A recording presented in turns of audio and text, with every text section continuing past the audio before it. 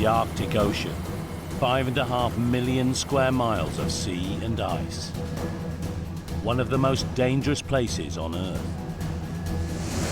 But every year, an extraordinary team of skydivers carve out an airport just 20 miles from the North Pole. Beside it, an oasis springs up in this frozen desert, Ice Camp Barneo. 5-star Arctic hotel. The camp is a magnet for people with big dreams. I've just been dipping my boot in the end of the runway. Marathon runners. You're so tired, you don't know where you are, you don't know who you are. You want to die. Champagne tourists. It's a long drive contest, apparently. And international scientists. It's sort of like God made you a laboratory right out in the perfect spot. Amateur adventurers go in search of the ultimate experience. It's just like walking into a different world that you never would have dreamed or prepared for. We could be going into absolute carnage. They have just 3 weeks to pursue their Arctic dreams before Barneo melts into the sea. This is one season at the world's most extreme outpost.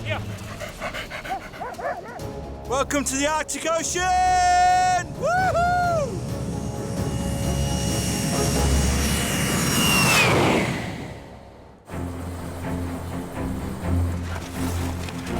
It's mid-April, and Ice Camp Barneo is entering the final week of the season. It's full to bursting with groups in transit to and from the North Pole. Yes. Saddler! He's on her now!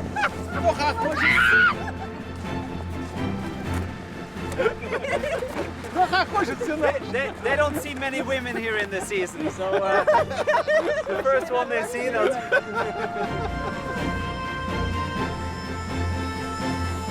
The incredible runway at Barneo makes all kinds of adventures possible. The airstrip is carved from ice just 1 meter thick. Below it, a 2.5-mile drop to the ocean floor. Yeah, unique people, unique experience. Serious job, actually, to land on this area. The morning flight has a very special cargo. Base manager Sasha is on hand to greet them. Our clients like to use the dogs to reach the North Pole. Huskies have been used to pull sleds for over 1,000 years. Their handler, Raphael, is from Poland. I try to give some time to my dogs to go out from the cages. For 6 months a year, Raphael runs dog treks across the Arctic, leaving his wife and young child at home. And my family is not with me up here. This is the only friends what I have sometimes in the ice when I'm traveling with them. And of course, my emotion to them is quite strong. This year marks a changing of the guard. It will be the last trip for lead dog Wally.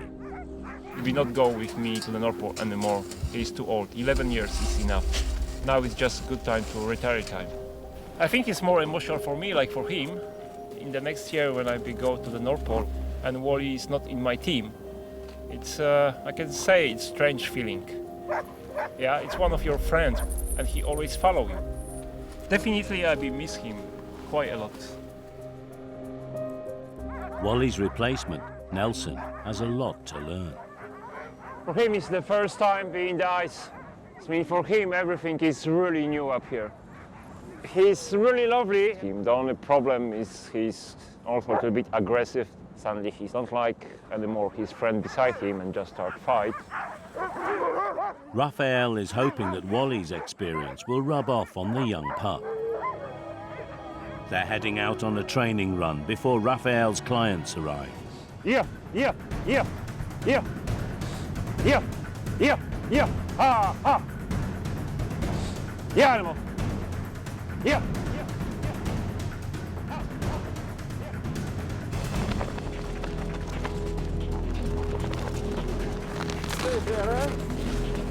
Back at camp, Operations Director Misha is giving some visitors a safety briefing. One day this pressure ridge can fall down. Misha is a legend in the polar world for his groundbreaking expeditions. His experience is invaluable. This late in the season, the ice is starting to thin. It looks like very solid, huh?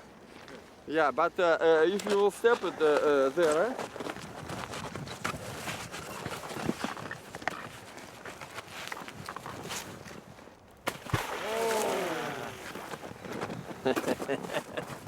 There's no land in the Arctic. The ice, and everything on it, is constantly moving across the surface of the ocean. Misha can calculate the speed of the drift with a GPS. 35 minutes ago we had the 8944.1. Now we have the same northern direction. It means 45 meters. We moved 45 meters. For one day we can move more than 2 kilometers. Let's go to check what that means. The ice airport receives up to 3 flights a day from Norway, 600 miles to the south. Today, an old friend of Barneo makes his return. How are you? Very good, nice to be back again.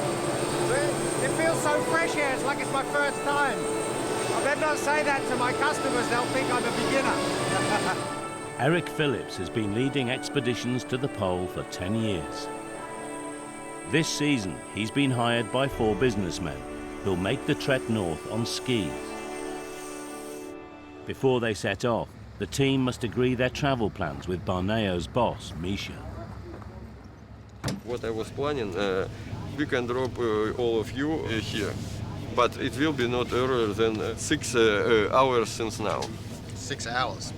Because it's half a day we lose, otherwise otherwise we should start from here. We just can't make it faster. I understand that. We can begin from here, but it's more difficult. Most teams begin their expeditions with a short helicopter ride to a drop-off point east of the camp. They can then harness the drift of the ice, using it like a conveyor belt to help carry them towards the pole. But Eric's team are on a tight schedule. Work commitments mean that they must be on a flight home in just 4 days' time.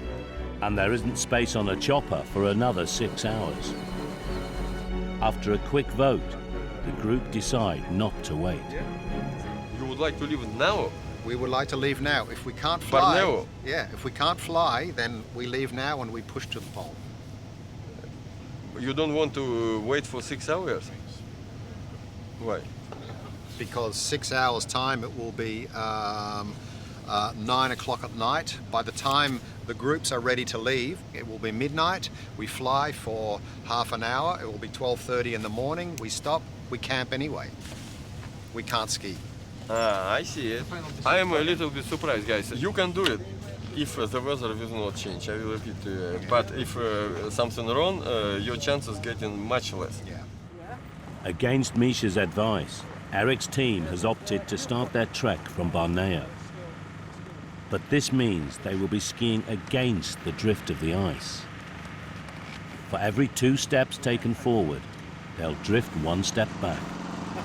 I'm just conscious that people have a limited time here on the ice, and the more time we spend here at Barneo, the more time lost experiencing this incredible environment. We've been here 3 hours already. We don't really want to hang around another 6 hours, and then it may drift again and drift again. Suddenly we've lost half a day of what will be a fantastic adventure. Let's go! North we go! Nanook! They're the only team this season to take on the pole from Barneo. Time will tell if it's the right decision. They were in big rush. I don't know why. They didn't want to wait and they decided to live here, which is fine for them. But I don't know about final result. See you guys in 3 days times at the North Pole, hopefully.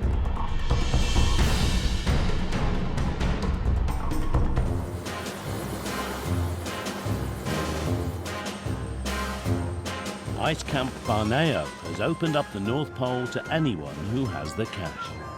The Arctic tourist industry is booming as thrill seekers search for the ultimate getaway. Alex Hearn is from London and runs his own networking business. He spent the last 7 days on a trip to the North Pole with his dad, Simon. It was unreal. Absolutely the best thing I've ever done in my life. It was just unreal. Awesome to do with a dad. Yeah, I mean, it was the most amazing thing I've ever done apart from marrying my wife. But apart from that, that was good. He has to say that. I have to say it. No, I mean it when I say it. But it is good. It was amazing. Simon is a former army officer. Arriving at the top of the world was the perfect opportunity to display his regimental loyalty while hanging out with Alex. Let me zoom in, let me zoom in. Let me zoom in. Wrong way around, badge. It's upside down. Badge, it's upside down.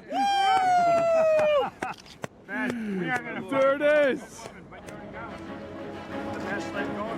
Riding in Barneo's helicopters is the first contact Simon has had with the Russians since the end of the Cold War.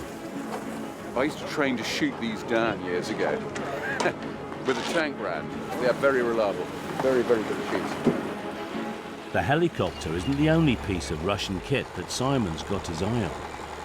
At home we have a little farm, a very small holding, but we have a couple of tractors on it, and I love tractors. I'm a bit of a tractor thing. I've got a bit of a problem about them. And just over here, these two Caterpillars, I'm dying to have a go on one. The tractors are essential to the running of Barneo and out of bounds to tourists. But Simon won't take no for an answer. Can we have a go on it? Quick go? Have a go? Good man. He actually is obsessed with tractors. So this is like a dream. This is probably his best part of the trip.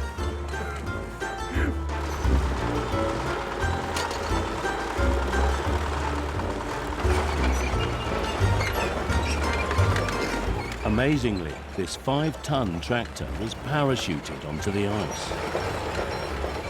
It was used to carve out the precious runway. I mean, that's pretty critical. Without that thing, we don't have an airfield. I'm tempted to say only the Russians could do it because they're just so used to this weather. I mean, at -40, carving out an airstrip is amazing.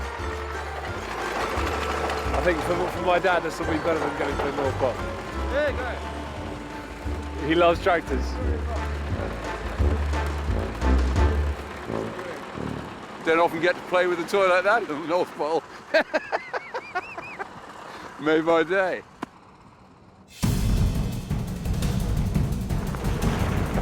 A couple of miles from camp, Raphael is giving his team of Greenland Huskies a good workout.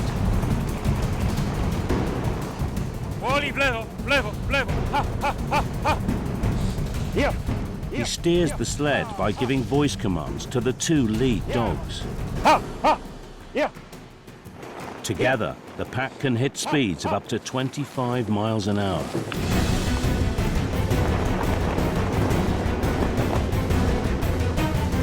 Even traveling at such a pace, the animals can sense any weak spots in the ice. The dogs, they're much more lighter like we are in our sleds, and they really well feel that in ice. When they stop, it just means we should stop as well. When they stop to make camp, there's a chance for team bonding.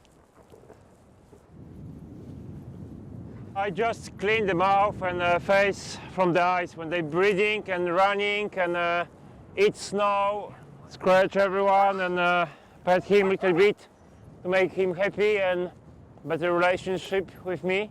And that's it. It's kind of thank you for good day, thank you for good work. New recruit Nelson, the only Alaskan Husky in the pack, seems to have settled in. Like the first training, he is perfect. It's nothing more to say about him. He was running quite well. For this kind of young dogs, anyway, it's good experience. All dog teams have a finely balanced hierarchy. Fights are not uncommon. West, nine, nine west, nine, Raphael must show them who's top dog. We say everything what is going wrong in your team is not fault of the dogs, it's your fault. You are human, you have the big brain, you should think for yourself and for them as well. When your dog's doing something wrong, it's simple, you don't train them enough. That's it. The Arctic ice is a dangerous place for both man and beast. Raphael loves his dogs, but last year an injury tested even the strongest of bonds. You cannot really get help much up here. The only way what you can do sometimes is just shoot this dog. Believe me, it's difficult to shoot your friend. When your eyes is full of crying and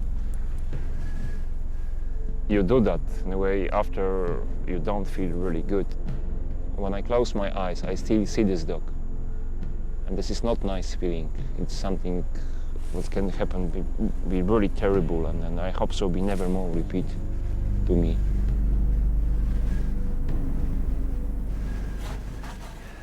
As Raphael collects snow for cooking, he spots an ominous shape on the horizon.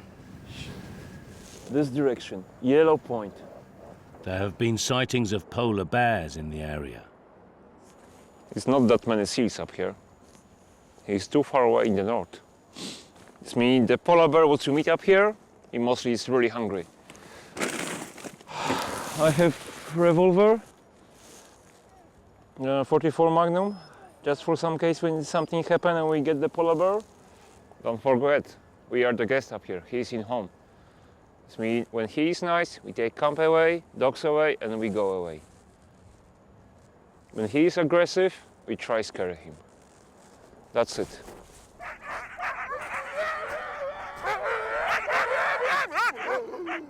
Come on, boys. Yeah. Oh. Respecting that he is in the bear's territory, Raphael decides to head back to the safety of Barneo. The training run was a success. The team is ready for lead dog Wally's last expedition to the top of the world. I think my dog is always ready to go to the North Pole. Me as well.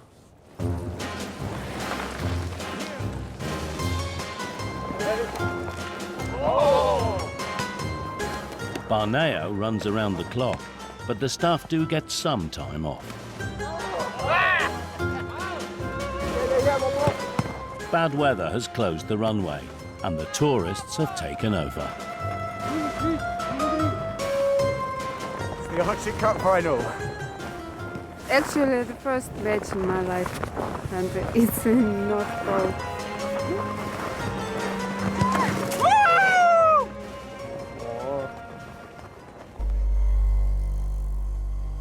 When the weather clears, activity of a different nature is underway. Barneo is not just for tourists. It's also an important research station for an international community of scientists. They come here to gather data and make experiments that are only possible in this extreme climate. Okay, that looks good. One of the most surprising members of this scientific group is 17-year-old Eton schoolboy Parker. You know, I grew up in Palo Alto, California, and then I moved to London when I was 9. While his friends are busy with last-minute revision for exams, Parker has been trekking to the North Pole with expedition leader Doug Stoop. I actually have my first A-level 3 days after my flight back to London. Oh my God! My school is pretty supportive, but they do have some issues, I think, with my priorities. They don't feel like, a lot of the time, they don't feel like my priority is the school, which is a fair point, and to an extent, it's true.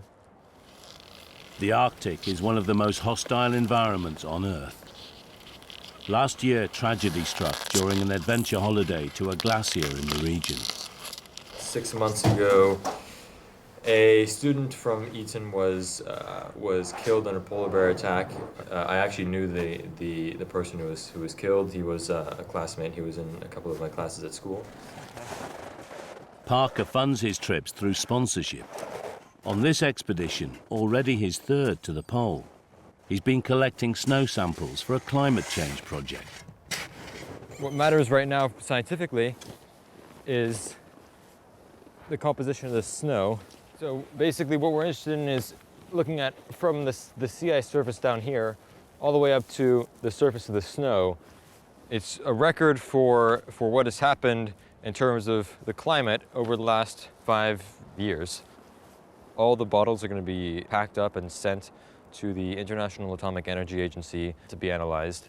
The data is going to be put into a database and distributed to about 4,500 scientists or more around the world. That's enough. I'm going to send off these bottles, and now I'm going to go back to school and do A-level chemistry. You know, I don't... It's a bit of a bore, to be honest. Parker will have further distractions from schoolwork. He's planning a return trip to the Arctic in the summer.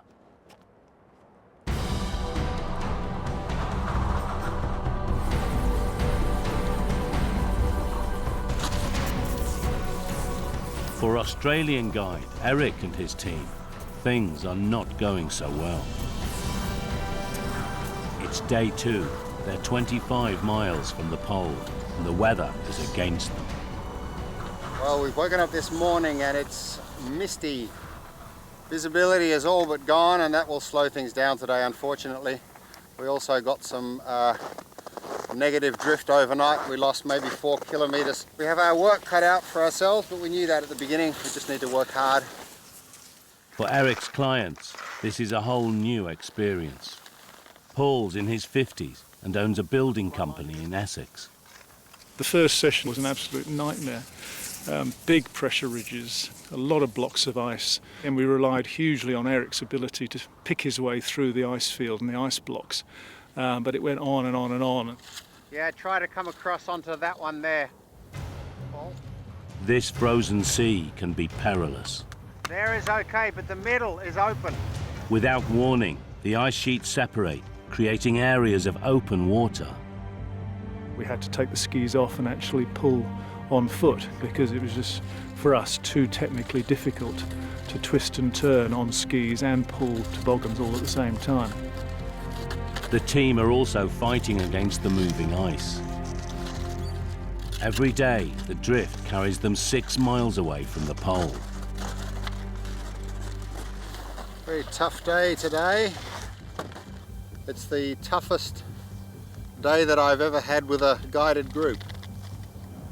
They don't come this hard normally. Unfortunately for Eric, things are about to get worse.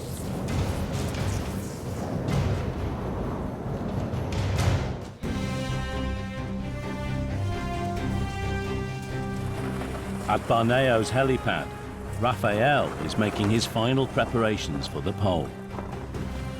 The dogs are loaded onto the chopper, which will carry them to their starting point.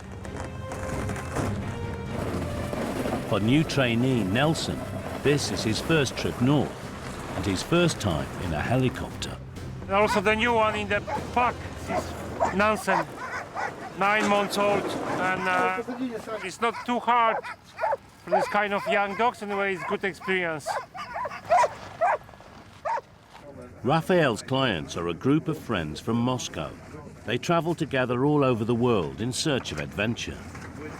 They've each paid around £26,000 for the trip, inspired by the legend of White Fang, one of literature's most enduring tales. If you read the books of Jack London, it's a real adventure. When I was young, I read a lot of books like this because it's an ancient method to go to the north. Raphael gets the latest ice report from Misha. The information gained from other teams on the ice will help him choose the best place to start his trek. New blue pressure ridges everywhere, just very chaotic, very chaotic, yeah. Helicopters taking us to opposite side. should be much more easy. And also they say from yesterday the message was they get the ice was really nice and flat and not many open water. This means we should manage. The 20-minute chopper ride will deliver Raphael's team to the east, where the direction of the ice drift will be in their favour. The sleds, packed with food, tents and fuel, weigh 150 kilos. The 12 dogs will pull the kit, and the tourists will ski alongside.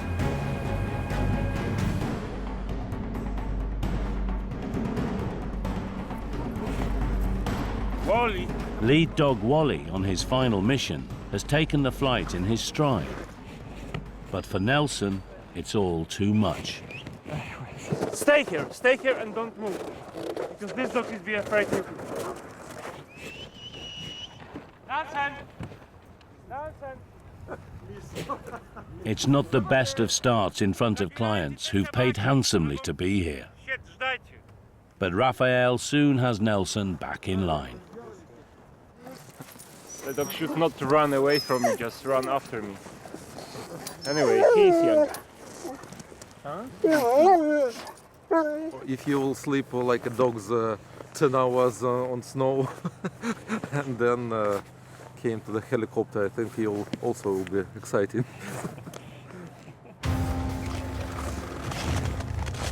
The clients are ready and the dogs eager to go. The helicopter heads back to Barneo, leaving the tourists to the ice and their dreams of the pole.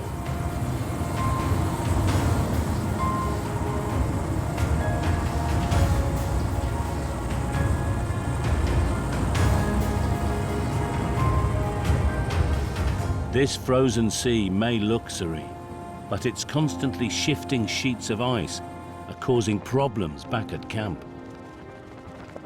Two pieces of ice will meet of each other. They don't like of each other, and they start to fight. And we can see many broken pieces of ice. Sometimes huge, several tons of ice. Variation of pressure ridges. One of beauty of Arctic Ocean. This beauty has created a meter-high bump in the middle of the runway. All flights have been suspended. The ice is packed under such colossal pressure that the team must use chainsaws to remove it, layer by layer. In a temperature of minus 25 degrees, the runway team will earn their money today.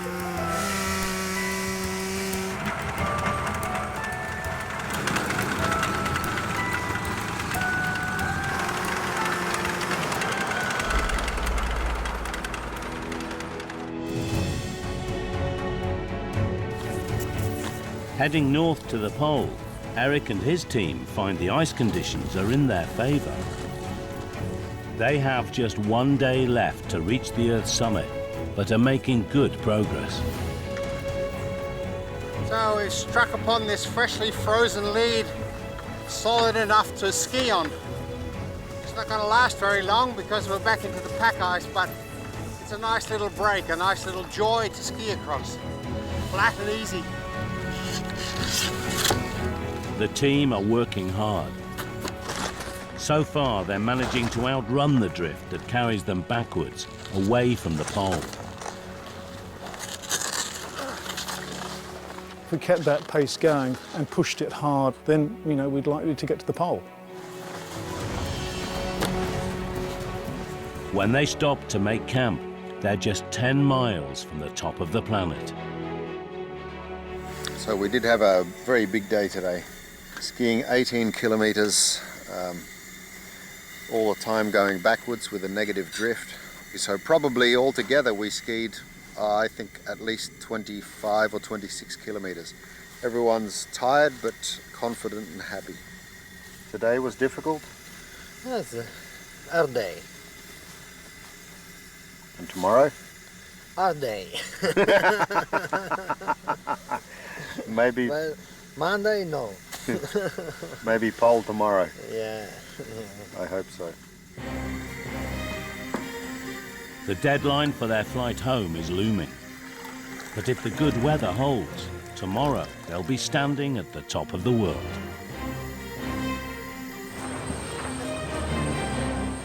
Back at Barneo, everyone is a little on edge. The runway is now fixed, but this flight has come direct from Moscow. On board is Misha's boss, Alexander Orlov. This is Misha's first season in charge at Barneo. It's important he makes a good impression. Alexander hasn't come alone. Misha has the task of looking after Artur Chilangarov, the Russian minister for the Arctic.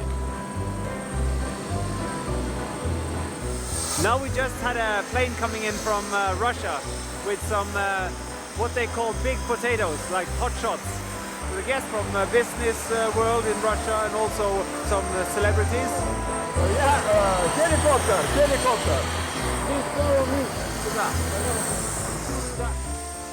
Alexander Orlov made his fortune in business, but he's no stranger to the Arctic. He's a seasoned explorer and set up Barneo in 2002. Ну, меня вот в Арктику привела работа в 1975 году. Вот. А вообще, конечно, есть такая пословица, даже не пословица, а как бы укушен полярной мухой. The guest's plane will remain on standby. The pilot must keep the engines running as the sub-zero temperatures could prevent them from restarting. Our plane is standing parked in the runway and waiting for them. And the plane burns fuel, so it can stay around 3 hours, not more. Ice Camp Barneo costs millions to run each season, the biggest expense being fuel. The VIPs are whisked up to the pole for the ultimate photo opportunity. Misha must show them a good time.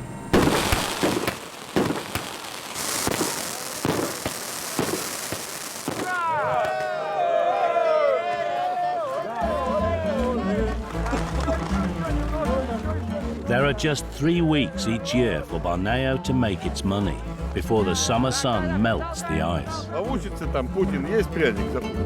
So it doesn't hurt to gain the backing of Russia's movers and shakers. Не пользуемся. Ну, наверное, важно, потому что этого никто не делает. Это некое в течение месяца некое сообщество полярников. Здесь же не только русские, здесь весь мир. И вот это общение, понимание того, что мы дети природы. Hot wine at the North Pole. Some people need it. Personally, not so much, but it's tradition. In April, you never have the pole to yourself for very long. Expedition groups that have made the long trek across the ice on foot arrive to be ferried back to camp by helicopter. If you're landing in the North Pole, sometimes you can see the village of the tents, of groups of skiers waiting to pick up after successful reach of the North Pole. Добрый день. We traveled there skiing for 3 days, sleeping over in the tents. It was cool. It was extremely hard way, especially for a woman. For me, it was the first time for me, but it's worth doing this. It's also time for Misha's special guest to head home. The Antonov 74 is specially designed to operate in the harsh Arctic climate. The engine's exhaust gases are blown over the top of the wings to produce extra lift, essential during takeoff on Barneo's short runway.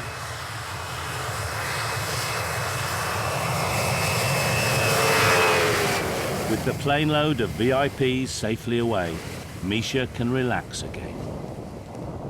Well done! Well done! Airplane in the air. It's good!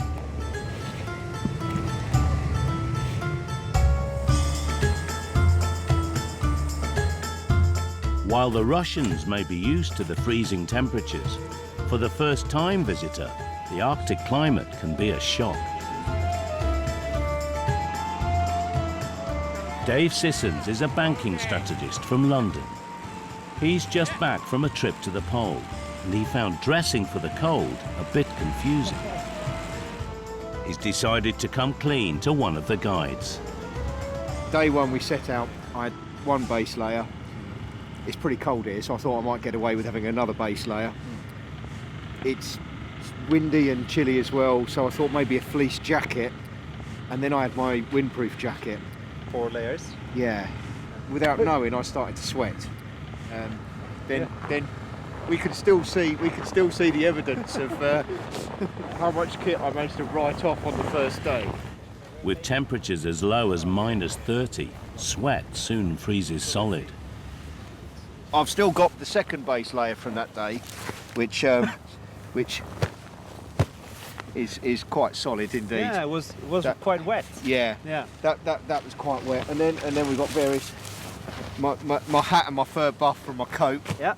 That didn't do too well either. No, but it's a very normal thing to do. Most people actually dress up too much. Yeah. And then when they start working, they get too warm and start sweating. No one will sit next to me in the mess tent now, and I figure that's because I'm still wearing the same set.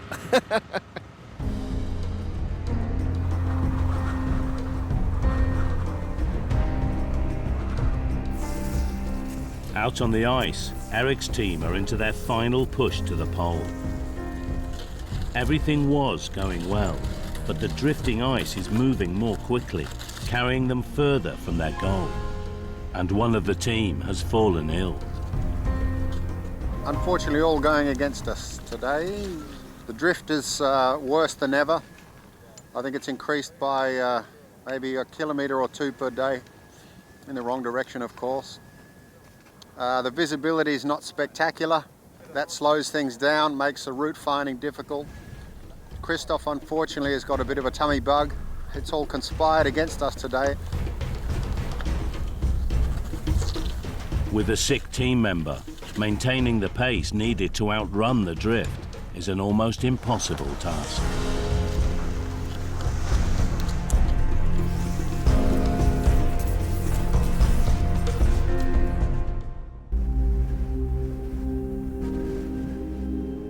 I have no information only from you.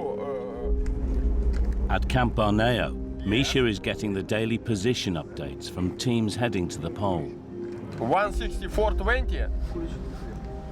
Okay, and everything is good with people. But he has to pass on bad news about Eric's progress. Eric Phillips did stop 10 miles from North Pole.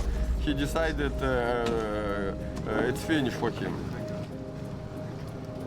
Against Misha's advice, Eric's team chose to walk against the drift of the ice.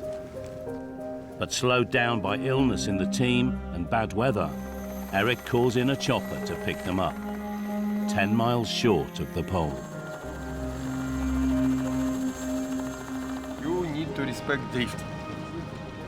That's all. If you don't respect it, you will be punished. What actually happened?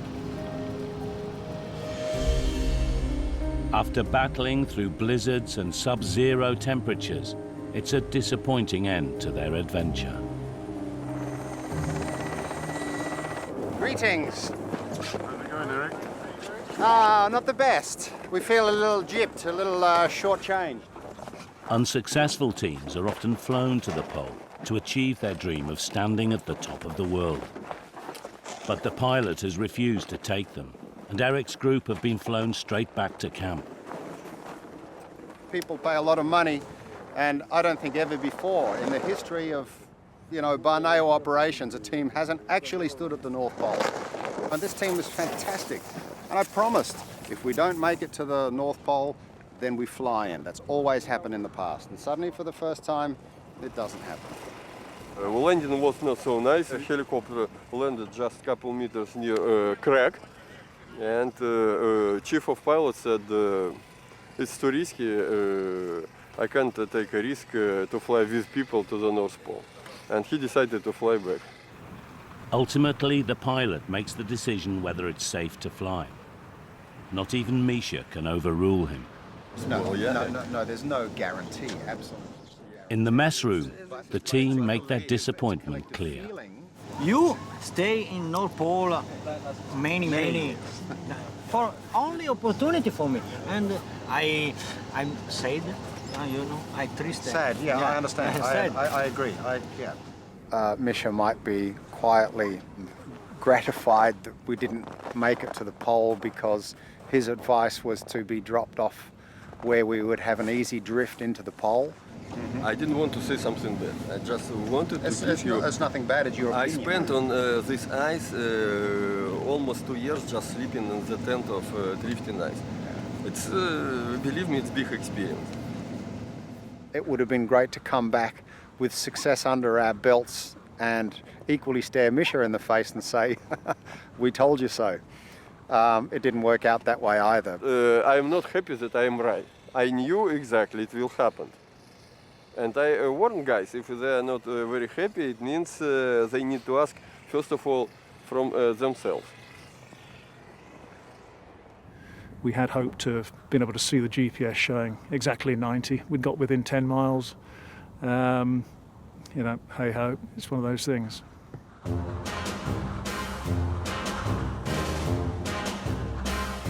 One group has had better luck with the weather during their trip. Today is my birthday. Raphael's dog-sled team had the drift in their favour, successfully reaching the top of the world. Yeah, quite easy this year. It was really no problem. Nice weather and easy ice. It's been the last trip for lead dog Wally before his retirement. But new recruit Nelson will make a fine replacement. The old leader, it was a little bit tired. I think it was a little bit too much for him anyway. He is now loose and running to helicopter like he should. He already sits inside and waiting for the flight to Borneo.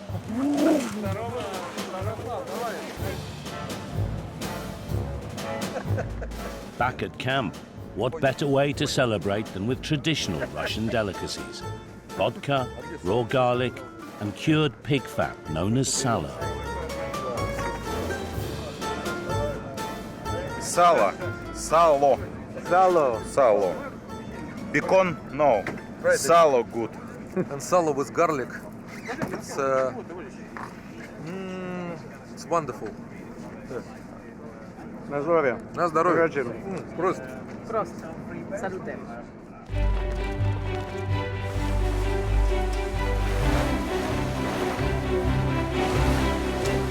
Ice Camp Barneo's short season has come to an end. The rising temperature will soon melt the frozen surface of the ocean.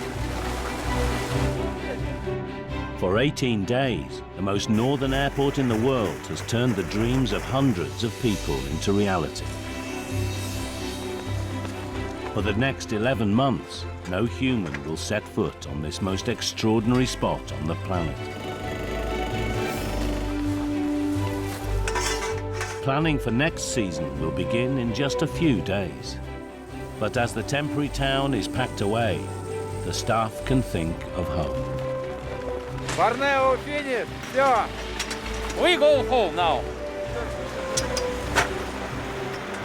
I'm very excited to go home, first of all. Then I'm a little bit sad that everything is gone. Fortunately, everything was very good, and now Barneo is over. Bye-bye Arctic, and hello my family.